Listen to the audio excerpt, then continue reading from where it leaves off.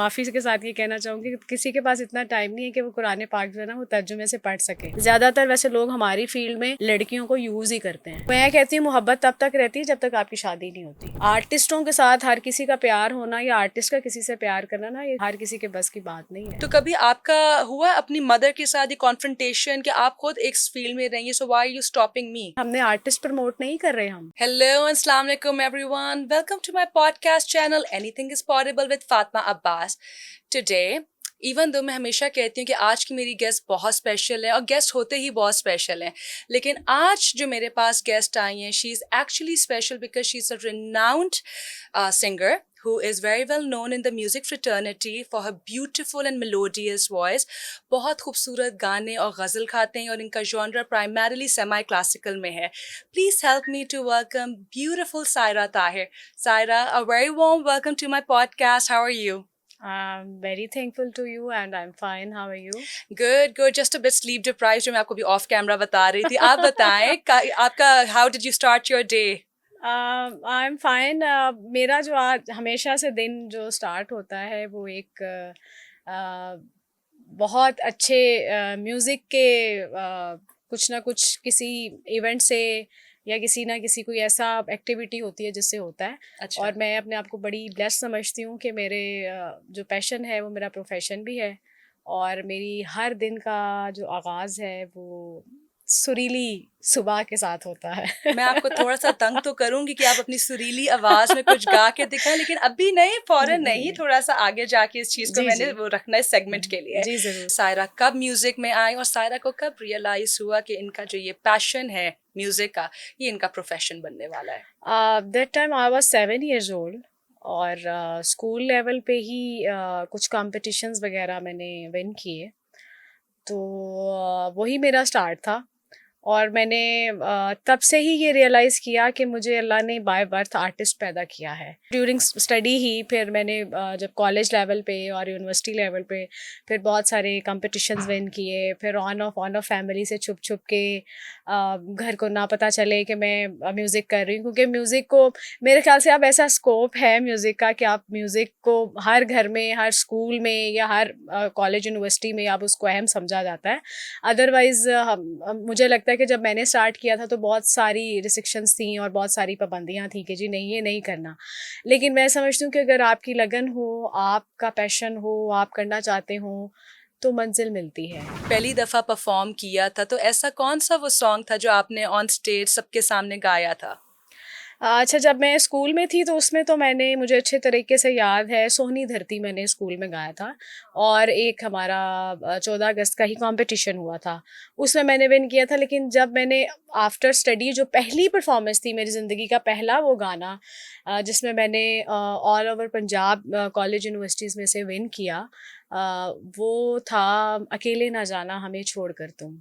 अब आपने इतना खूबसूरत गाना मेंशन कर ही दिया तो मैं आपसे क्या रिक्वेस्ट कर सकती हूँ कि थोड़ा सा अगर या आप हमें गा के हाँ सुना हाँ दें? बिल्कुल मैं सुनाऊंगी। और ये गाना मैं समझती हूँ मेरी ज़िंदगी का वो गीत है जो मैंने अपने घर में, अपने टीवी पे, अपनी उस पे सीडी पे मैंने घर में सुना। और ये चॉइस मेरी मदर की थी कि राइट। उन्होंने बहुत अच्छा म्यूज़िक सुना और हमें भी सुनने को मिला।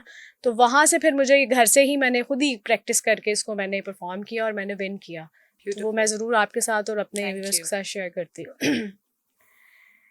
दिया हौसला जिसने जीने का हमको, वो एक खूबसूरत सा एहसास हो तुम, जो मिटता नहीं दिल से, तुम वो यकीन हो हमेशा जो रहती है, वो आस हो तुम।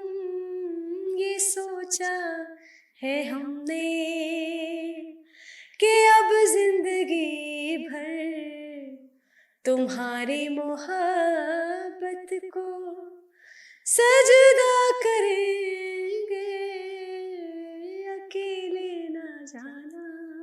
Saira, can I be honest कि आपकी आवाज इतनी खूबसूरत है, ऑडियंस को शायद अभी आइडिया नहीं है कि जितनी रियल लाइफ आपकी आवाज खूबसूरत है, तो मैं तो एक्चुअली लकी हूँ कि मैंने रियल लाइफ आपकी परफॉर्मेंस देख ली, thank you so much, line ticket के बगैर बगैर किसी आपकी जो जर्नी है, हाउ डिड दैट स्टार्ट? कौन कौन से प्रॉब्लम्स आपने ओवरकम किए, ऐसे क्या क्या हर्डल्स थी, किस तरह आपने उन चीजों को ओवरकम किया? That would be great if you could perhaps share your journey with everyone. बहुत सारी प्रॉब्लम्स मैंने फेस की। उसमें एक जो बहुत मेजर प्रॉब्लम है वो ये है कि मेरे 2-3 दफ़ा मेरे इंस्ट्रूमेंट टूटे, और मेरे घर में ही फैमिली मेम्बर्स जिन्होंने उसको तोड़ा और उन्होंने मुझे मना किया कि आपने ये नहीं करना। तो वो मेरे लिए बहुत पेनफुल था, क्योंकि मैंने अपनी पॉकेट मनी से वो इंस्ट्रूमेंट ख़रीदे थे और मैंने अपना जर्नी स्टार्ट किया था। लेकिन फिर बाद में जब पता चला कि फैमिली में नहीं स्पोर्ट में हो रही और आपको स्टॉप किया जा रहा है, तो ये कुछ चीज़ें हर्डल्स थी जो मेरी लाइफ में थी। वैसे जो मैं समझूं कि प्लेटफॉर्म्स या मुझे चांसेस जो हैं वो बहुत मिले हैं। शायद मैं उस मामले में लकी थी, क्योंकि अब जो चीज़ें चल रही हैं अब तो खैर बहुत आसान हो गया है। सोशल मीडिया ने आपको इतना आसान कर दिया, आपको हिट होने के लिए, आपको काम के लिए, मतलब आपको प्लेटफॉर्म्स मिल गए ना। यूट्यूब है, फेसबुक है, इंस्टा है, टिकटॉक है, आप सब कुछ यूज़ करें। हम आप मेरे वाले टाइम में तो हम लोग चैनल्स का ही वो होता था, या फिर कोई ना कोई इवेंट्स ऐसे कॉलेज के या कुछ ऐसे। सायरा, फैमिली कंजर्वेटिव थी इसलिए इजाजत नहीं मिलती थी, या इस प्रोफेशन को बाय डिफॉल्ट अच्छा नहीं समझा जाता था आपके घराने में? मेरी क्योंकि मदर खुद फील्ड में रही, उन्होंने भी फील्ड में कुछ अर्सा काम किया, वो अच्छा बुरा सब देख चुकी थी, और उनको शायद ये इनसिक्योरिटी थी कि शायद ये अगर इस फील्ड में आना चाह रही है तो इस फील्ड में जो भी प्रॉब्लम्स या हर्डल्स मैंने देखी हैं या जो भी मामलात हैं उसमें कहीं ये डिट्रैक्ट ना हो जाए। लेकिन मैंने तो बस यही समझा, मुझे तो यही लगा कि मुझे कहीं, और मेरे लिए ज़िंदगी में कोई ऐसी फील्ड में होता है ना आपके साथ कुछ ना कुछ ऐसी मिसअंडरस्टैंडिंग्स भी हो जाती हैं, कुछ हैंड्स भी हो जाते हैं, कोई बजट को लेके, कोई और चीज़ों को लेके, कहाँ कुछ हुआ कुछ, लेकिन मेरे साथ ऐसा कुछ नहीं हुआ। मदर आपकी एक्टर थी सायरा? हाँ, उन्होंने वो कुछ पीटीवी उस वक्त, अब आपको पता है चैनल तो होता था, तो उस वक्त उन्होंने कुछ अरसा जो है वो एज ए एक्ट्रेस पीटीवी के कुछ प्लेज में काम किया और शादी के रही बाद वो। छोड़ दिया उन्होंने एक्ट करना? नहीं, शादी के बाद ही तो उन्होंने शुरू किया मेरे ख्याल से। जब मेरी बर्थ हुई थी तो उस वक्त वो थी फील्ड में ही थी।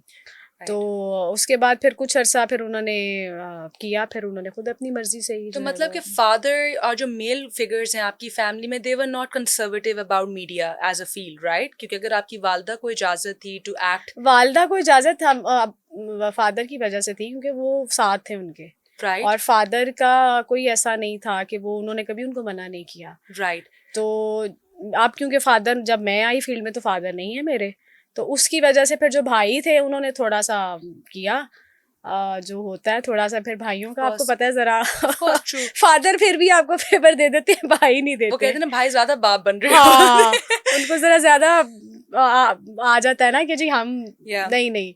तो वो फिर बाद में जब उसको देखा उन्होंने कि जी अच्छा काम कर रही है और अपने ट्रैक पे है और मदर साथ हैं और फिर सारी चीज़ें ठीक जा रही हैं, तो फिर मैं कहती हूँ काम से और अपने टैलेंट से फिर आप मनवा लेते हैं लोगों को। फिर राइट। खैर मनवा मदर लिया। के कोई ऐसे ट्रॉमास थे जो उनको था कि ये चीज तुम्हारे साथ ना हो इस फील्ड में? जब मेरी लड़ाई अपनी अम्मी के साथ होती है, वो मुझे उन चीजों से मना करती थी कि जो वो खुद कर चुकी थी, लाइक फॉर एग्जांपल डिबेट्स हो गई, कि वो कहती थी छोड़ो डिबेट्स में, हालांकि वो नेशनल लेवल की चैंपियन थी, नहीं तुम पढ़ाई कर रही। तो मैं एट टाइम्स लड़ती थी, आपने खुद ये किया तो आप मुझे क्यों रोक रही हैं? तो कभी आपका हुआ अपनी मदर के साथ ये कॉन्फ्रंटेशन कि आप खुद एक फील्ड में रही, so why are you stopping me? नहीं, ऐसे नहीं हुआ वो, इसलिए कि मैं समझती हूँ कि उनका एक्सपीरियंस कुछ ऐसा बैड नहीं रहा फील्ड को ठीक लेके, है। उनका अपना पर्सनल रही रहा, लेकिन उस टाइम में और अब वाले टाइम में मैं समझती हूँ बहुत डिफरेंस है। उस वक्त शायद एजुकेशनल लेवल पे भी इस तरह लोग फील्ड में नहीं आते थे। मतलब अब तो बहुत सारी लड़कियां आप देखें, मॉडल, सिंगर्स, और इवन के हमारे जो प्रोड्यूसर्स लड़कियां हैं, और भी टैलेंट उनमें वो एक एजुकेशन के प्रोसेस से हो के एक अपने इंस्टीट्यूट से पॉलिश होके आ रहे हैं। तो उस दौर के अब वाले दौर में अवेयरनेस का भी था कि अब अवेयरनेस बहुत आ गई है। अब आप मैट्रिक में होते हैं तो आपको अच्छे बुरे की तमीज़ और आपको सोशल लाइफ आपने कैसे अपनी मैनेज करनी है आपको पता होता है। True. तो उस टाइम क्योंकि थोड़ा टाइम ऐसा था, तो उस टाइम की वजह से वो थोड़ा उनकी रिस्ट्रिक्शंस थी कि ये अब जो हालात हैं और अब जो मामलात हैं उनको देखते हुए शायद ये एडजस्ट नहीं कर पाएगी। कभी कोई ऐसी स्टूडेंट्स आई हैं जिनके बड़े ग्रेव इश्यू स्टार्ट हो गए जस्ट बिकॉज उनकी चाहत है म्यूजिक परस्यू करना, लेकिन उनकी फैमिली बैकग्राउंड या मेल फिगर्स की वजह से इन द फैमिली वो नहीं कर पा रही, लेकिन उनसे छुप के वो इस लाइन को परस्यू कर रही हैं? कभी ऐसा कोई केस आपके सामने नहीं, आया? मेरी अभी जो करंट मेरी स्टूडेंट्स हैं मेरे डिपार्टमेंट में, तो उनमें 2-3 स्टूडेंट्स मेरी ऐसी हैं जो आउट ऑफ सिटी से हैं राइट। और they are living in Lahore, but उनके इश्यूज़ ये हैं कि वो अपने घर में कॉल करके ये नहीं बता सकती कि हम फ़लाँ इवेंट पे हैं और हम जो है वो किसी चैनल पे जा रहे हैं, म्यूज़िक कर रहे हैं, या इवन के अपने हम जिस इंस्टीट्यूट में वो हैं वहाँ भी कर रही हैं, क्योंकि वो कहती हैं कि जी हम म्यूज़िक बेस पे हम हैं तो सही, हमने ज्वाइन भी किया है, लेकिन ये हम सिर्फ अपने तौर पे, क्योंकि हमारी फैमिली जो है वो हमें सपोर्ट नहीं करती और वो नहीं चाहते कि हम म्यूज़िक करें। तो अब थोड़ा सा, क्योंकि स्टडी के साथ साथ जब आप फील्ड में आते हैं, जब आप काम करना शुरू होते हैं, फिर आपको पता चलता है चीज़ों को, फिर वो अब बताती हैं कि मैडम हम शेयर करते हैं अपने पेरेंट्स से और हम उनको कहते हैं। तो अब जब तक खुद पेरेंट्स फील्ड में साथ आके या कुछ ऑन ऑफ आप कुछ कोई एक्टिविटीज़ ऐसी ना देख लें, तब तक पेरेंट्स भी ज़रा इनसिक्योर रहते हैं। तो अब उनको मैं यही कहती हूँ, बेटा कि आपने अपने कॉन्फिडेंस से, आपने अपने टैलेंट से, आपने अपनी मेहनत से घर वालों को ये यकीन दिलाना है कि यू आर समथिंग। आपको कभी कोई एक्सटर्नल थ्रेट आई हो, कोई आपको रिलीजियस मतलब एनी फंडामेंटल फिनेटिक उनके थ्रू कोई थ्रेट आई हो just to stop you from singing और to pursue this line of career? मैं बताती हूँ आपसे, बिल्कुल शेयर करती हूँ। मुझे बहुत अरसा काफ़ी लोग ये कहते रहे, कुछ उस्ताद से में भी, कुछ फैमिली में के लोग में ये जी म्यूज़िक हराम है बेसिकली। मैंने कहा अच्छा, म्यूज़िक हराम है, कहाँ लिखा है? अब आजकल के माफ़ी के साथ ये कहना चाहूँगी कि किसी के पास इतना टाइम नहीं है कि वो कुरान पाक जो है ना वो तर्जुमे से पढ़ सके। बिल्कुल। मैंने अल्हम्दुलिल्लाह 4-5 दफ़ा कुरान पाक जो है वो तर्जुमे से पढ़ा है। मुझे जिन्होंने कहा, मैंने कहा आप मुझे कोई एक दलील दे दें कि जी म्यूज़िक हराम है। उन्होंने कहा जी कुरान पाक में लिखा है। मैंने कहा जी अच्छा। शायद मैं, वैसे तो मुझे शायद अल्लाह ताला तौफीक की बात है, देते तौफीक या ना देते, लेकिन इस बात के लिए मैंने कुरान पाक तर्जुमे के साथ पढ़ा और मैंने उस दलील को देखना चाहा, पढ़ना चाहा कि मैं देखूं कि ये जो हमारे बहुत सारे मौलानाज हैं और हमारे और लोग हैं, इवन के उसातिज़ा भी फीसें भी ले रहे होते हैं, आपको सिखा भी रहे होते हैं और बीच में से आपको कह रहे होते हैं छੱਡ दो, है नहीं, मतलब काम नहीं ठीक, That is so true, ठीक है? Saira. That is so तो true. वो मैंने जब पढ़ा तो मैंने अपने उन टीचर को कहा, मैंने कहा सर आपने मुझे कहा था कि कुरान पाक में लिखा है। Yeah. कुरान पाक तो हमें हर बात के लिए सीधी राह दिखा रहा है, हर चीज़ उसमें मेंशन अल्लाह ताला ने फरमा दिया उस किताब में। तो मुझे तो कहीं नहीं मैंने पढ़ा कि आप कह रहे म्यूज़िक हराम है। एक तो इस मामले में हुआ। दूसरा, जब मैं म्यूज़िकोलॉजी की डिग्री कर थी, मैं पाकिस्तान की, मेरे लिए ये बड़ी ब्लेसिंग है कि मैं पाकिस्तान की पहली लड़की हूँ जिसने म्यूज़िक की डिग्री की है। Amazing. First lady in Pakistan जिसने म्यूज़िकोलॉजी में मास्टर्स किया है। अब जो बैच में हमारे लोग थे वो हमारे सारे मेल स्टूडेंट्स थे, एक लड़की मैं ही थी। तो हमारे एक टीचर थे जो लंदन से आए हुए थे, वो हमें वेस्टर्न थ्योरी पढ़ा रहे थे और नोटेशन पढ़ा रहे थे। तो वो आते थे हमारे साथ क्लास करना, तो उनको बहुत सारे थ्रेट्स थे कि आप यहाँ म्यूज़िकोलॉजी डिपार्टमेंट में पढ़ा रहे हैं वो। तो हमें अच्छे तरीके से याद है कि हमें बाकायदा हमारे अपने यूनिवर्सिटी के कुछ जमाती भाइयों ने हमें बाकायदा कहा कि जी आज आप लोगों को ना हम उड़ा देंगे। अब अगर ये डिपार्टमेंट खुला, क्योंकि उस टाइम अभी खुला ही था डिपार्टमेंट और फर्स्ट बैच ही हमारा था, तो उन्होंने कहा कि जी हम तो आपको उड़ा देंगे, ये तो सारा यहाँ पे आपने सिलसिला ठीक नहीं है, ये तो डिपार्टमेंट खुल कैसे गया है। फिर इवन हमारे स्टूडेंट्स के हारमोनियम उठाए गए हॉस्टल से, फिर हमारे स्टूडेंट्स को अगवा किया गया, उनको दूर कहीं ले जाया गया और उनको ये बात मनवाई गई कि आप इसको छोड़ें। अब उस टाइम एक लड़की थी मैं पूरे बैच में, और मेरी मदर को रोज़ यही धचका होता था कि ये आ जाए या ना आए, और आपको खुद ही डर और होता मैं था? जाती थी और मैं बड़े कॉन्फिडेंस से जाती थी और मैं कहती थी, मैंने कहा जो धमाका करना है, जो गोली मारनी है, जो करनी है ना, हम यहाँ बैठे हैं, आप करें। शहीदों में ही नाम आएगा ना, हम शहीद हुए हैं, हम कोई गलत काम तो नहीं कर रहे थे, हम तो स्टडी करने आ रहे हैं। Yeah. लेकिन उन लोगों ने इतना थ्रेट किया, इवन हमें हमें धमाकों की वो उन्होंने दी धमकियां, हमें उन्होंने Crazy. फायर की दी, हमें पता नहीं क्या क्या दी। और मेरी अम्मा ने कहा छोड़ो ये, तुम कुछ और डिग्री कर लो, ये तुम किस उसमें पड़ गई हो प्रॉब्लम में। मुझे भी दिन रात मुसल्ले पे बिठाया हुआ है तुमने, Yeah. मैं भी दुआएं कर रही हूँ। True, true. तो ये इस किस्म की चीजें बहुत हुई हैं। कोई डर नहीं था कि मैं आज गई या खुदा न खास्ता मेरे साथ कुछ हो गया? नहीं, मैं आपको बता रही हूँ कि मुझे इतना म्यूजिक को लेके जुनून था भी और है भी, मुझे इश्क है अपने इस काम से कि मुझे मुझे उस मैं कहती हूँ कि ये सफ़र इश्क था। हाँ. कि सफ़र इश्क में मुझे कहीं फील ही नहीं हुआ कि मुझे कहीं कोई लेट डाउन कर रहा है, कहीं मेरी बारी नहीं आ रही परफॉर्मेंस की। या मैंने वो टाइम भी देखा है कि एक परफॉर्मेंस करने के लिए, टैलेंट हंट प्रोग्राम के लिए मैंने 3-3 घंटे वेट किया और मैं बैठी हूँ कि मैं आज परफॉर्म करके जाऊँगी, आज मेरी बारी आएगी, और आई भी बारी। तो ये उस वक्त हमारे वो जो टीचर थे ना, जो फॉरेनर थे, वो कहते होते थे, कहते मुझे बाकी लोग तो मेल है, मुझे लगता है तुम भी हमारे डिपार्टमेंट में ना मेल हो, तुम्हारे अंदर फीमेल वाली कोई बात नहीं और तुम डट जाती हो बात पे। तो मुझे सबने कहना यार ये लड़की है, इसको को ना आए 2-4 दिन, हफ्ता ना आए, चलो हम तो लड़के हैं, हम उधर को निकल जाएंगे, मैनेज कर लेंगे, कुछ हो जाएगा। लेकिन मैंने कहा नहीं, जो भी है वो जो लिखी है आपकी वो तो लिखी है, तो आप क्यों अपने उस काम से या आप लोगों के उसमें आके वो करें। लेकिन बहुत ज़्यादा थ्रेट्स थे ड्यूरिंग स्टडी, क्योंकि इस डिग्री को मानता ही नहीं था कोई, डिपार्टमेंट को मानता ही नहीं था कोई, फाइन आर्ट डिपार्टमेंट हो और आप कर रहे हैं, तो इस तरह के बहुत सारे थ्रेट्स फेस किए। लेकिन जो आपके मेल क्लास फेलोज थे उनका सपोर्ट आपके साथ था? हाँ बिल्कुल, वो हम लोग इकट्ठे, बिल्कुल हम लोगों का एक ऐसा दोस्ताना सारा माहौल था और हम लोग एक दूसरे के साथ ऐसे अटैच थे जैसे फैमिली मेम्बर्स होते हैं। तो उन लोगों ने बहुत ज़्यादा सपोर्ट किया और वो हमेशा कहते होते थे कि हम बिल्कुल अपने आप को घर की तरह यहाँ समझते हैं और कोई भी कोई प्रॉब्लम हुई then we will face. Right. Saira, आपकी आवाज़ इतनी खूबसूरत है, उसमें तो कोई शक नहीं है, लेकिन जिस तरह वक्त गुजरता जा रहा है, इमर्जिंग टैलेंट आता जा रहा है, राइट, और टैलेंट की भी अब कोई कमी नहीं है, क्योंकि अल्लाह ताला ने ये हुनर बड़े लोगों को दिया है, बिल्कुल बहुत लोगों को दिया है। जिस तरह आपने बड़ी खूबसूरती से अभी बयान किया कि डिजिटल मीडिया के थ्रू अब हमें अवेयरनेस ज़्यादा आ गई है, लोगों को ज़्यादा पता चलने लग गया है। काफ़ी ऐसे टैलेंट भी हैं जो कि मेरे ख्याल से टैलेंट हैं भी नहीं, बट वो बन चुकी हैं, if I am being honest. उनकी व्यूअरशिप क्रेजी है, बहुत ज़्यादा। Basically, sorry I interrupt you, आप जो टैलेंट की बात करिए ना, अब आजकल टैलेंट नहीं है, कंटेंट है basically. Well said. Want to see content. Excellent, बिल्कुल। टैलेंट और आर्टिस्ट और सिंगर्स तो कहीं दूर रह गए।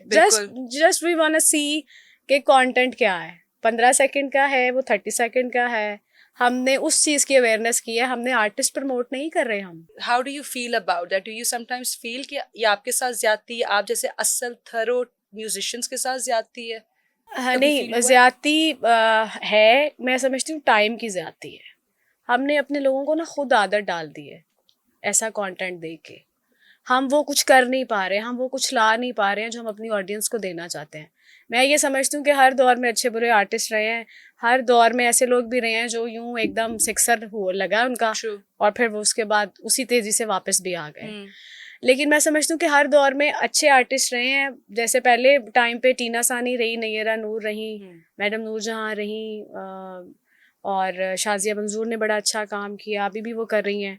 जो पायदार चीज़ है ना, जो असल चीज़ है, उसकी तासीर रहती है, वो ऑन ऑफ रहती है, लेकिन उसकी तासीर रहती है और उन लोगों को लोग याद भी करते हैं कि ये अच्छे आर्टिस्ट है, या इनका गाना आप देखें कि अभी भी जो गाना मैंने गाया है, या इवन से हमारे से जो 20 साल पहले के गाने थे, जो हमारे बचपन के थे, वो भी अभी तक जिंदा हैं, वो भी अभी तक चल रहे हैं। लेकिन जो ये हम आजकल जो हो रहा है ना, काम की ज्यादती और टाइम की ज्यादती, वो यही होगी। आज मैं देखूंगी 5-7 दिन के बाद मुझे वो टिकटॉक का या इंस्टा का वो कंटेंट याद नहीं रहेगा कि मैंने क्या देखा था। बिल्कुल। तो मैं समझती हूँ कि हमारे जैसे आर्टिस्ट हैं, या जो मैं हूँ, मैंने हमेशा अपने काम पे फोकस किया। मैंने कभी अपने आप को वो शॉर्टकट वे वाला ना हिट करने की कोशिश नहीं की अपने आप को। और मैंने अभी तक जितना काम किया है, मैं पंजाबी में हमेशा कहती हूँ कि मैं अपना रांझा राजी कीता है। सायरा, कभी वो प्रेशर आया है व्यूअर्स का कि मेरी वीडियो इतने मिलियंस नहीं हिट की? अच्छा, मेरी प्रॉब्लम ये है कि मैं टिकटॉक पे तो मैं हूँ ही नहीं। मुझे बहुत सारे लोगों ने कहा कि आप इसको ज्वाइन करें, आप ये करें वो करें। मैंने कहा मैं टिकटॉक वाली आर्टिस्ट ही नहीं हूँ। मुझे मेरी कोई 5 सेकंड 7 सेकंड अगर कोई आवाज़ सुनेगा भी ना, तो वो आवाज़ सुन के वो मुतासिर ज़रूर होगा, लेकिन वो कंटेंट टिकटॉक पे चलना नहीं है। क्योंकि टिकटॉक पे आप यूं आके यूं चले गए हैं, बस यही चल रहा है। बिल्कुल। या आप खड़े हो गए हैं, या आप बैठ गए हैं, या आपने थोड़ा सा कोई भी एक वॉक दे दी है। तो मैं तो उस पे हूँ नहीं टिकटॉक पे। और जो रही बात इसकी फेसबुक की और इंस्टा की या यूट्यूब की, तो उसमें यूट्यूब पे अपलोड करने के बाद वीडियो ये ज़रूर है कि उसका जो भी एक सिलसिला चल रहा है वो चल रहा है। लेकिन कई बार ऐसा होता है कि मैं वीडियो अपलोड करने के 6-6 दिन गुजर जाते हैं और मैंने कभी नहीं देखा कि व्यूज़ कितने हुए हैं या इसको कितने लाइक्स मिले हैं, कितने शेयर मिले हैं। वैसे पेज तो एडमिन चला रहे होते हैं, लेकिन अपना भी पर्सनली कभी इस तरह वो नहीं हुआ। लेकिन जो चीज़ निकलनी होती है उसका आपको खुद आइडिया होता है कि इसमें इस कंटेंट में इतनी जान है कि ये निकल जाएगी रील, या हिट हो जाएगी, या ठीक है। लेकिन मेरी तरफ से हमेशा बेस्ट यही होता है कि मैं अपना कोई भी जो बेस्ट कोई गाना है या मेरी कोई परफॉर्मेंस है, मैं उसको अपलोड करती हूँ और मैंने देखा कि उसको बहुत अच्छा फीडबैक मिलता है। राइट।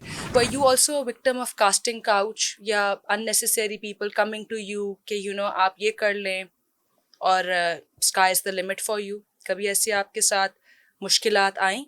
बहुत दफ़ा आई और बहुत सारे लोगों ने कहा, लेकिन मैंने कहा ना कि मैंने हमेशा अपने दिल की आवाज़ सुनी है। और मैंने अब जो मेरा दिल किया ना, मैंने वो किया। मेरे पास हिट होने के लिए बहुत सारी ऐसी मेरे पास भी कंटेंट है जिससे मैं समझती हूँ कि मैं रातों रात और ये और वो लैविश किस्म का एक स्वैग और दिस दैट। लेकिन नहीं, मुझे शायद लगता है कि आपकी अपनी तसल्ली जब रहती है ना, टाइम ज़रूर लगता है चीज़ों में, आप थोड़ा लेट ज़रूर रहते हैं, लेकिन जब आप पुख्ता काम करते हैं और आप अपने मेहनत से करते हैं ना, तो उसका फिर एक दिन होता है। और वो जब दिन आता है तो वो फिर सारी दुनिया देखती है कि वो दिन आया है, और फिर आप उसी तासीर में रह के लोगों के जहनों में बिल्कुल बस जाते हैं। जैसे अभी तक हम मैडम नूरजहां को नहीं निकाल पा रहे, हम लता जी को नहीं निकाल पा रहे। आप ये देखें कि अभी तक हम उन्हीं का काम रीडू कर रहे हैं, हमारे पास कुछ नया कंटेंट नहीं है। नहीं है ना? ट्रू। कंटेंट हमारे पास जो है वो हमारे पास वही रफ टफ है जो हम कर रहे हैं। राइट। तो अगर हम नया काम करेंगे और उस लेवल का करेंगे जो हुआ है, तो समझ आता है कि हम कुछ कर रहे हैं, अदरवाइज तो वी आर डूइंग नथिंग।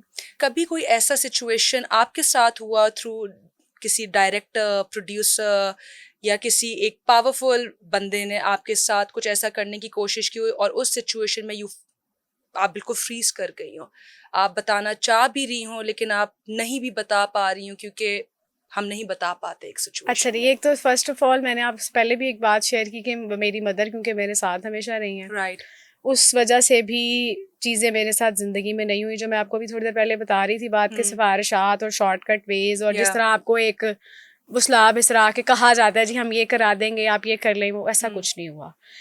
दूसरी मेरी अपनी पर्सनालिटी, बीइंग आर्टिस्ट, जैसे मैं बोलने में या गाने में या एक आर्टिस्ट का जो पोलाइट एक रवैया होता है, मैं हूँ ज़रूर ऐसी, लेकिन मेरा जो काम में या अपने फील्ड में जो एक मेरा करैक्टर रहा है ना, वो ये रहा है। राइट, स्ट्रेट फेस, ये काम से काम। तो वो अक्सर लोग यही से, बल्कि 1-2 वाकये हुए भी ऐसे कि मैंने 1-2 लोगों के मुंह पे थप्पड़ मार दिया। राइट, वो बात बड़ी हिट हो गई कि जी ये बड़ी बदतमीज़ है और बड़ी आर्टिस्ट ये।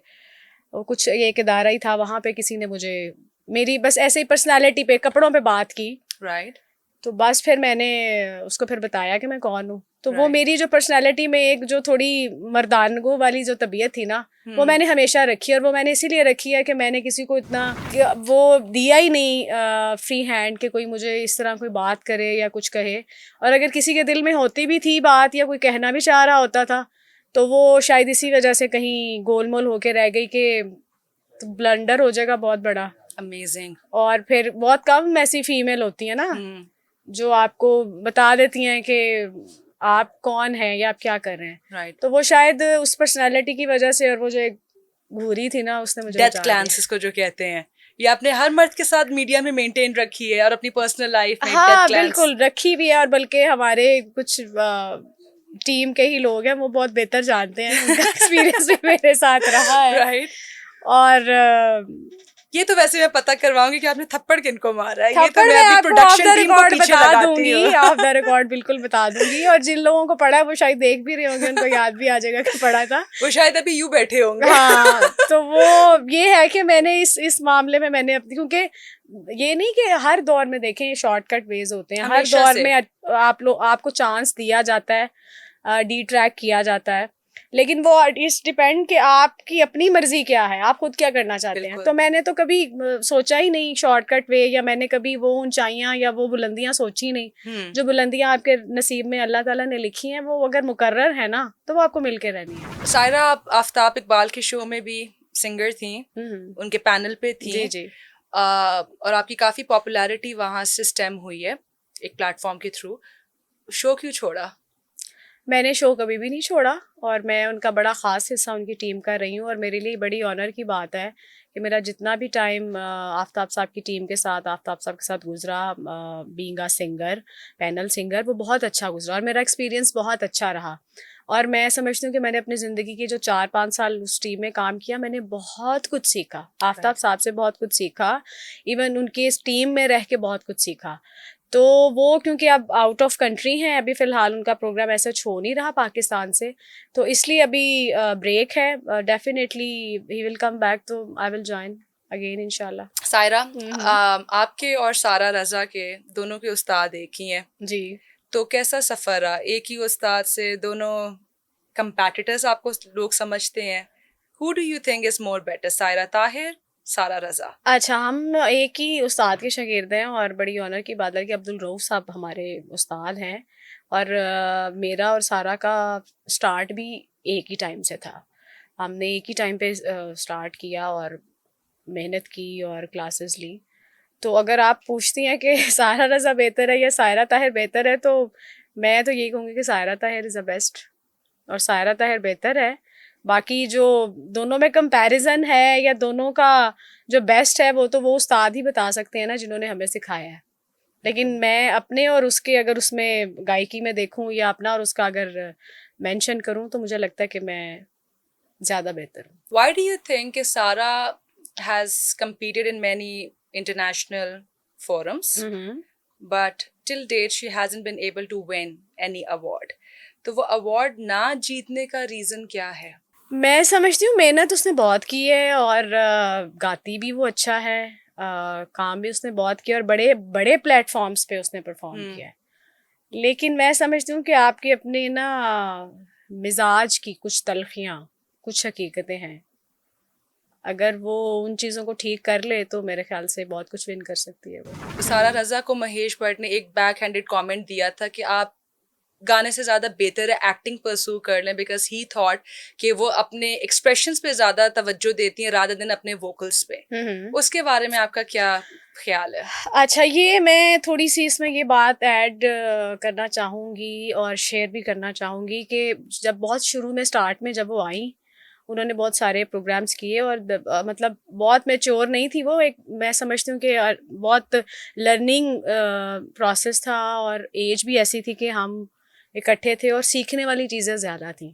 लेकिन मुझे लगता है कि वो जो सीखने वाला अमल था ना, उसमें वो कुछ ज़्यादा ही सीख गई, और कुछ कुछ और मामलात सीख गई, मतलब काम के हवाले से नहीं।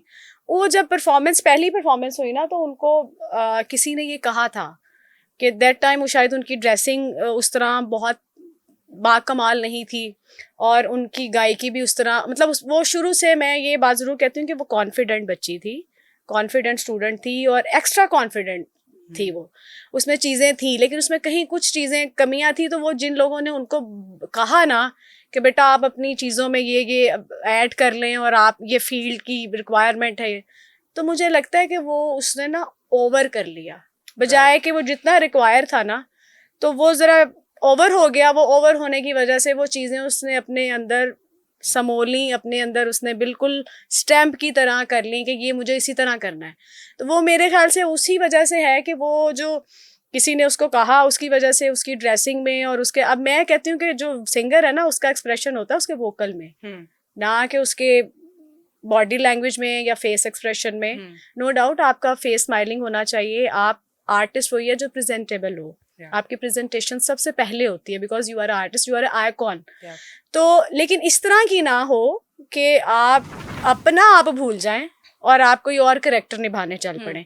तो मेरे ख्याल से जो महेश भट्ट साहब ने बात की थी, वो शायद इसी वजह से की थी कि वो जो दोनों चीजें थी ना, वो ओवर हो गई थी, राइट, एक्सप्रेशन भी और वो भी, क्योंकि वो एक्टिंग ज्यादा आ गई थी, और वो गाना कहीं दूर रह गया था, तो इस वजह से वो उन्होंने कहा। तो मैं समझती हूँ कि अगर तो वो उसने उस चीज़ को सीखने के अगर उसमें वो रखती या उसको अच्छा मशवरा समझती किसी बड़े उस्ताद का, तो शायद वो इस चीज़ को माइनस कर लेती, लेकिन उसने उस चीज़ को नहीं समझा और उसने इस चीज़ का बुरा भी मनाया। तो इस वजह से शायद वो चीज़ मुझे लगता है अभी भी उसकी पर्सनालिटी में अभी भी है और वो ख़त्म नहीं हुई। और अब बल्कि जो अब उसकी एज है या उसके जो मामलात हैं, जिस तरह भी वो अभी अपने आप को प्रेजेंट कर रही है, मैं समझती हूँ कि अभी भी उसको वो लेवल या वो मेंटेनेंस रखनी नहीं आ रही जो एक फील्ड में रिक्वायर होती है। Why do you think कि वो मेंटेनेंस और लेवल अभी तक उनमें नहीं आ रही है, albeit the fact उनको बिकॉज इतना क्रिटिसिज्म मिल बिकॉज चुका वो है? ये समझते कि she is all and all. मतलब अगर उसने फील्ड में 15 साल मुझे हो गए हैं और 15 साल ही अगर उसको हो गए हैं during with student level, professionalism में तो उसको भी जितना टाइम हुआ और मुझे भी है, लेकिन वो ये समझती है कि वो उसने फील्ड में काफ़ी चीज़ें जो है ना वो उसने सीख ली हैं और वो उसको बहुत कुछ आ गया है। शायद वो ये भी हो सकता है, और शायद उसकी जो मदर हैं उनकी भी बहुत ज़्यादा उनके साथ सपोर्ट है, या वो ज़्यादा बेहतर समझती हैं कि इसको किस तरह लेके चलना है। तो मैं समझती हूँ कि मैं तो हमेशा ये कहती हूँ कि मैं बेशक अभी एक इस लेवल पे हूँ जहाँ पे मैं हेड ऑफ डिपार्टमेंट हूँ, लेकिन मैं रोज सीखती हूँ। राइट। मैं अपने स्टूडेंट्स से भी सीखती हूँ। Life is a learning process. आप जब तक आप अपने आप को उस्ताद या अपने आप को सब कुछ नहीं ना समझ लेते, तब तक आप जिंदगी की हर ऊंच नीच उतार चढ़ाव को, आप अच्छे बुरे को, आप पॉजिटिव नेगेटिव सारी चीज़ों को आप लेके चलते हैं। अगर मैं समझ लूँगी ना, अब मैं अभी तक अपनी सारी चीज़ें मेंटेन करती हूँ, सारी चीज़ें, लेकिन कहीं करके फिर कहीं मुझसे कुछ खराबी होती है और फिर मेरी मदर मुझे गाइड करती है कि इसके साथ ये अच्छा नहीं लग रहा है, ये पहन लो, या ये बाल इस तरह अच्छे नहीं लग रहे, इस तरह कर लो। तो जब आप के अंदर ये एक आ जाती है ना बात कि आई एम ऑल नोइंग, मतलब मैं नहीं करना है कोई, मैं किसी को कुछ समझती ही नहीं, तो फिर वो चीज़ें ख़राब होती हैं। और मेरे ख्याल से उसकी पर्सनैलिटी में थोड़ी सी यही चीज़ है कि वो टाइम से पहले ज़रा जो है ना वो दिमाग ख़राब हो गया तो इस वजह से वो शायद जो है ना मैनेज नहीं हो पा रहा। सायरा, एक दो न्यूज़ चैनल ने आपकी लव लाइफ को थोड़ा हाईलाइट किया था और काफ़ी लोगों को क्यूरियोसिटी हुई है कि who exactly has been your love affair, but you have been very quite about it. ये चीज़ मतलब कि आप खुल के थोड़ा सा बताएंगी कि वो जो आपका लव अफेयर या लव इंटरेस्ट जो था या है, उसके साथ अभी तक वो चीज़ मैरिज में क्यों नहीं ट्रांसलेट हुई, या where exactly is your love life standing right now? अच्छा, मैं समझती हूँ कि ज़रूरी नहीं कि हर मोहब्बत का अंजाम शादी हो, और अगर हर मोहब्बत का अंजाम शादी हो तो वो आपको लेके भी चले। तो मैं कहती हूँ मोहब्बत तब तक रहती है जब तक आपकी शादी नहीं होती। वो मोहब्बत हमेशा ख़त्म हो जाती है जब शादी हो जाती है ना। वो मोहब्बत जो शादी से पहले होती है ना, फिर वो मोहब्बत नहीं रहती। तो अगर मोहब्बत की आपने अट्रैक्शन बरकरार रखनी है ना, तो बेहतर है कि आप शादी ना करें। दूर से ही उस बंदे को जो है ना, उसकी अट्रैक्शन को, उसकी कशिश को, उसके प्यार को, उसकी दूरी को आप ना एंजॉय करें। जब आप करीब आ जाते हैं ना, ये मेरा पर्सनल एक्सपीरियंस है कि फिर आप जो है ना उस मोहब्बत के काबिल नहीं रहते, फिर वो मोहब्बत आपको बोझ लगने लगती है। क्या अभी कोई ऐसी मोहब्बत है जो आपको बोझ नहीं, मैंने लग रही बिल्कुल है? मोहब्बत की है, मैं बिल्कुल झूठ नहीं बोलूँगी। और मैं समझती हूँ कि हमारी मोस्ट सिंगर एक्ट्रेस इस सवाल से भागती हैं, शादी वाले और मोहब्बत के। मैं बिल्कुल ब्लंट हूँ इस बारे में और मैं फेस टू फेस सबको कहती हूँ कि बिल्कुल मोहब्बत मैंने की, और मैं मोहब्बत का बड़ा अच्छा मैंने जो टाइम है उसको मैंने अपना गुजारा और किया। और मोहब्बत एक ऐसी चीज़ है जो ख़त्म नहीं होती, ख़ास वो अगला प्यार करने वाला आपसे प्यार कर रहा है या नहीं कर रहा, आप उसके साथ अटैच हैं या नहीं हैं। प्यार कभी कम नहीं होता और प्यार हमेशा रहता है। तो रीजंस क्या हो? क्योंकि मुझे आपके स्टेटमेंट से ये फील हो रहा है कि ये मोहब्बत अब पास्ट टेंस में चली गई है, not in present tense. Past में इसलिए चली गई है कि मैं समझती हूँ कि जब आप बहुत सारी चीज़ों को बहुत करीब से देख लेते हैं ना मोहब्बत के हिसार में रहते हुए, तो फिर आपको पता चलना शुरू हो जाता है कि आप इस हिसार को मज़ीद लेके चल सकते हैं कि नहीं चल सकते। तो इसलिए जहाँ पे अगर कहीं वो मोहब्बत स्टॉप मांग रही हो तो उसको स्टॉप लगा देना चाहिए। और मेरी ज़िंदगी में यही हुआ है कि मैंने मोहब्बत की है लेकिन मैंने उसको स्टॉप कर दिया है। वो इसलिए कर दिया है कि मुझे शायद लग रहा था, क्योंकि जो आर्टिस्टों की जो स्टोरीज़ है ना, लव स्टोरीज़, आर्टिस्टों के साथ हर किसी का प्यार होना या आर्टिस्ट का किसी से प्यार करना ना, ये हर किसी के बस की बात नहीं है। किसी आर्टिस्ट को लेके चलना, किसी आर्टिस्ट के मिजाज को समझना, ये बहुत डिफ़िकल्ट बात है। और बहुत कम लोग हैं जो आर्टिस्टों के मिजाज के या आर्टिस्टों के साथ चलते हैं या उनसे उनसे सच्ची मोहब्बत करते हैं। ज़्यादातर वैसे लोग हमारी फील्ड में लड़कियों को यूज़ ही करते हैं, मोहब्बत का दावा करके, इश्क करके, शादी करके। बहुत सारी मिसालें आपके सामने हैं हमारी फील्ड के सिंगर्स की, जो अब इस वक्त सिंगल हैं, बच्चे भी हो गए हैं लेकिन सिंगल हैं। वो यही होता है कि आर्टिस्ट क्योंकि बहुत पोलाइट होता है, सिंसियर होता है, एक्स्ट्रा ओवर थिंकिंग होती है, एक्स्ट्रा सेंसिटिविटी होती है, तो उसकी वजह से लोग ना उनके मासूम होने और उनके सिंसियर होने की वजह से ना फ़ायदा उठा लेते हैं। और जो लोग फ़ायदा उठा लेते हैं ना, फिर वो फ़ायदा उठाने की वजह से हर्ट कौन होता है? आर्टिस्ट होता है, वो बंदा नहीं होता। तो जो आर्टिस्ट की मोहब्बत है ना, वो हमेशा फिर यकतरफा ही रहती है, क्योंकि उसको लेके चलने वाला साथ कोई नहीं होता। वो जितने टाइम की होती है ना, आप उस टाइम को एंजॉय कर रहे होते हैं, आप उस टाइम को देख रहे होते हैं कि इस टाइम की मोहब्बत है, कल हो ना हो। तो सायरा, इसका मतलब ये है कि शादी is never on the table, ये शादी will happen but you are just leaving it on time, कि जब वक्त आएगा वो बंदा आया तब की तब देखी जाएगी। नहीं, मैं समझती हूँ, मैंने तो मोहब्बत की और मैंने तो यही सोचा था कि जी मोहब्बत जहाँ होती है वहीं शादी होनी चाहिए। लेकिन वो शायद वो जिस टाइम तक के लिए मुकर्रर था प्यार, वो रहा, वो हुआ और चला भी। लेकिन जो जो शादी की बात है, शायद अगर उसके साथ नसीब में है या किसी और के साथ नसीब में है, तो मैं समझती हूँ कि वो एक टाइम मुकर्रर है अल्लाह का। मौत, ज़िंदगी और शादी, मैं समझती हूँ ये 3 चीज़ें हैं, जो बाकी चीज़ों में तो आप अपना नसीब बना लेते हैं, कर लेते हैं, लेकिन ये चीज़ें ऐसी हैं कुदरती तौर पे कि जिसमें अल्लाह का वाकई ऐसा हुक्म है कि जब मुकर्रर है ना, टाइम से पहले नहीं, और वो कहते हैं ना, वक्त से पहले नहीं और मुकद्दर से ज़्यादा नहीं। अकेलेपन का फील होता है कभी कभार सायरा? नहीं, अकेलापन, मैंने अपने आप को मेरी ज़रा प्रॉब्लम थोड़ी ये है कि मैं बहुत ज़्यादा सेंसिटिव हूँ। मतलब माइनर सी भी कोई बात होती है ना, कोई भी हो सकती है, वो मेरी किसी स्टूडेंट की हो, मेरे डिपार्टमेंट से रिलेटेड हो, मेरी ओवर थिंकिंग शुरू हो जाती है। मेरा प्रॉब्लम ये है कि मैं अपने आप को ना तकलीफ़ देती हूँ और मैं तकलीफ़ में रहती हूँ, लेकिन मैंने कभी भी उसको दूसरों के साथ मैं शेयर नहीं करती और ना मैं बताती हूँ कि मैं इस तकलीफ़ में हूँ या मेरे साथ ये प्रॉब्लम है। लेकिन अकेलेपन में मैंने जब भी अपना अकेलापन अगर इंजॉय करने की कोशिश की है ना, तो वो मैंने म्यूज़िक के साथ ही किया। सायरा, जब आपकी लाइन ऑफ वर्क में नेगेटिव गॉसिप आपके बारे में होना स्टार्ट हुई थी, तो उसने भी आपको मेंटली अफेक्ट किया और आपके काम को अफेक्ट किया, या आपने उसको आपने कहा कि गॉसिप है, it's fine, I will overcome it, या gossip did actually get to you? अच्छा, गॉसिप मैं बताऊं, वहाँ होती हैं जहाँ पे आप खुद उसका हिस्सा बनना चाह रहे होते हैं। मैंने, अब मुझे 10-12 साल हो गए इस फील्ड में, 15 साल, स्टूडेंट लेवल से लेके अब तक मेरा जो भी टाइम गुजरा है ना, मुझे बहुत सारे लोगों ने इस चीज़ को देखा है कि मेरा कोई अफेयर नहीं निकला, मेरा किसी सिंगर के साथ लड़ाई नहीं निकली, मैंने किसी सिंगर के कपड़ों पे बात नहीं की, मैंने किसी सिंगर के गाने पे बात नहीं की, मैंने काम के दौरान सेट पे कोई ऐसी बात नहीं हुई। वो इसलिए नहीं हुई कि मैं कभी किसी से इनसिक्योर हुई नहीं, और मैंने कभी किसी की गॉसिप नहीं की, मैंने कभी किसी से कोई बात शेयर नहीं की। शायद इस वजह से मेरे से रिलेटेड भी लोग ना बात करते हैं और ना गॉसिप करते हैं, और मैं मेंटली अपने आप को इसमें डिस्ट्रॉय करती भी नहीं और मैं अपने आप को ऐड भी नहीं करती। मैं समझती हूँ कि इन चीज़ों से अगर आप अपने काम के साथ सिंसियर हैं, तो ये वो चीज़ें हैं जो जिनके लिए लोग बैठे होते हैं इंतज़ार में कि कुछ हो, लेकिन मैं समझती हूँ कि नहीं, मेरी पर्सनैलिटी ऐसी नहीं है, मैं नहीं कर सकती। राइट। सायरा, आपके साथ एक क्विक राउंड ऑफ क्वेश्चंस हो जाए। Quick round of questions. Best advice जो आज तक मिली हो आपको? बेस्ट एडवाइस मुझे हमेशा गाने से रिलेटेड ही मिली है, और वो मेरी मदर ने भी दी है और मेरे उसातिज़ा ने भी दी है, और वो हमेशा यही रही है कि अपने काम के साथ ना हमेशा सिंसियर रहना चाहिए। और उस सिंसियरिटी की हद ये है कि मैंने जब भी कोई प्रैक्टिस शुरू की है या मैं अपने प्रोग्राम पे भी गई हूँ, तो मैं बावजू होके गई हूँ। ये मेरे काम के साथ इश्क है और मेरी सिंसियरिटी है, जो मेरे उसातिज़ा ने मुझे बताई और मेरे मदर ने मुझे ये बताई कि जब तक आप अपने काम के साथ पाक रहते हैं, आपकी नीयत साफ़ रहती है, तो वो काम आपका रहता है।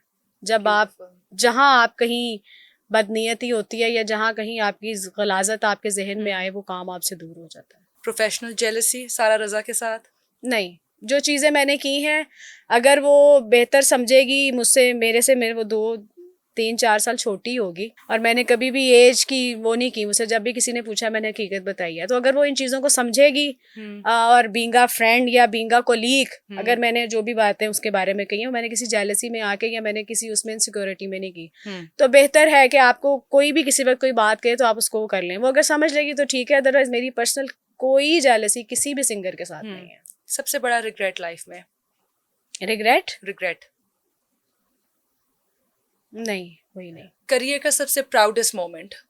प्राउडेस्ट मोमेंट वो था जब मैंने first time Alhamra arts council के स्टेज पे परफॉर्म किया और मुझे कैश प्राइज मिला और शील्ड मिली। That was a super time कि मुझे ये अप्रिसिएशन मिली कि मैं गाना गा सकती हूँ और मैं सिंगर बन सकती हूँ। अभी जिस लाइफ के आप फेज में हैं, अपने करियर के जिस फेज में हैं, आर यू सेटिस्फाइड कि you think you are still not there where you have thought of yourself? Yes, I am satisfied because मैंने जितना चाहा, जितना किया, जो कर रही हूँ उस पे मैं बिल्कुल सेटिस्फाइड हूँ, क्योंकि मैं अपने एक उसमें एक लेन में हूँ और अपनी एक फेज में हूँ। मुझे किसी को कॉपी नहीं करना, मुझे बहुत पैसा नहीं कमाना, मुझे बहुत सारी बड़ी गाड़ियाँ नहीं लेनी, क्योंकि मेरा मकसद ये नहीं है। मेरा मकसद है अच्छा आर्टिस्ट बनना और लोगों तक अपना वो टैलेंट पहुँचाना जो मैं बेसिकली हूँ। गाड़ियाँ भी अल्लाह ने दी हैं, घर भी दिए हैं, सेटलमेंट भी दी है, अच्छी जॉब भी दी है, इज्जत भी दी है।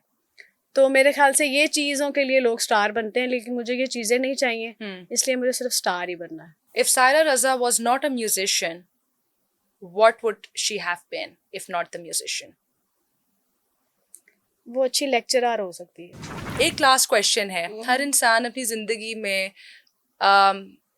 आई नो कि आपने अभी बताया about your love interest, about your love life, लेकिन कभी कोई ऐसा इंसान खोया है जिसके जाने से आपको एक्चुअली बड़ा मेंटल ट्रॉमा हुआ हो या एक इमोशनल ब्रेकडाउन हुआ हो जो अभी तक आप रिकवर नहीं कर पाए जिस चीज़ से? कोई भी इंसान हो सकता है। अच्छा, नहीं, ज़्यादातर जो ये सवाल का जो मकसद होता है ना पूछने का, वो अक्सर यही होता है कि आपका बिलव्ड ही होता है उसके पीछे। मतलब अगर आप कहना चाहें बेसिकली यही नहीं, इंटेंशन यही थी, होता है कि इंटेंशन आपने यही अपना थी बिलव्ड मेरी। खो दिया है या आपने अपने हस्बैंड खो दिए हैं, तो यू आर इन स्टैंड्स कि हाँ पता नहीं क्या होगा।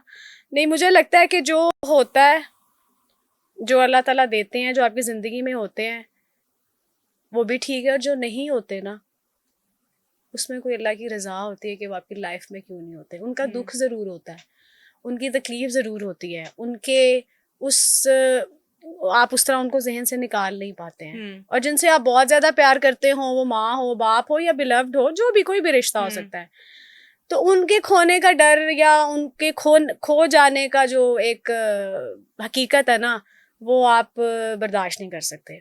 और मेरी ज़िंदगी में जो मैंने आपसे भी बात की प्यार की, मैं समझती हूँ कि आप जिनसे बहुत ज़्यादा प्यार करें और वो आगे से आपको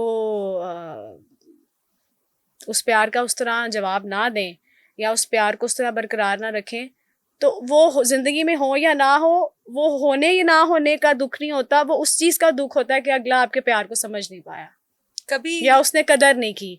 लेकिन मेरी ज़िंदगी में अगर किसी चीज़ का दुख है ना, किसी के जाने का, तो वो मेरे फादर का है।